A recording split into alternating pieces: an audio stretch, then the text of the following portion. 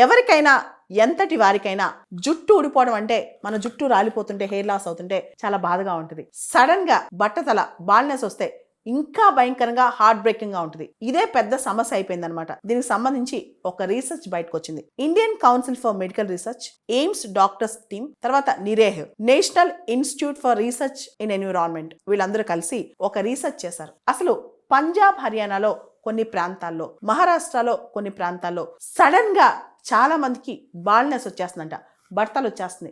దానికి ప్రధానమైన కారణం ఏంటి?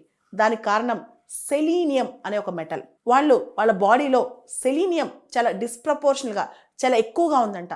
సో ఎవరికైతే సెలీనియం ఎక్కువగా వాళ్ళ బాడీలో ఉందో దానికి సడన్గా వాళ్ళకి జుట్టు విపరీతంగా లాస్ అయిపోవటం, బాల్నెస్ వచ్చేయటం, బట్టతాలు వచ్చేయటం ఇలా జరుగుతుందంట. అసలు ఈ సెలీనియం వాళ్ళ బాడీలోకి ఎలా వెళ్తుంది, వాళ్ళ శరీరంలోకి ఎలా ప్రవేశిస్తుంది అని రీసెర్చ్ చేశారంట. ముఖ్యంగా పద్మశ్రీ అవార్డు ఒక ఆయన ఉన్నారు, చాలా ఫేమస్ అనమాట. ఆయన హిమ్మత్రావు బవాస్కర్ అని చెప్పి ఆయన దీని మీద చాలా రీసెర్చ్ చేశారు. ముఖ్యంగా మహారాష్ట్రలో ఈయన రీసెర్చ్ చేశారనమాట.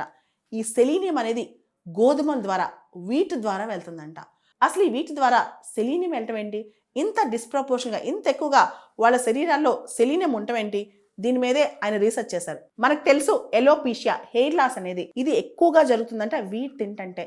ఆ వీటిలో కూడా సెలీనియం ఎక్కువ ఉన్న వీట్ తింటంటే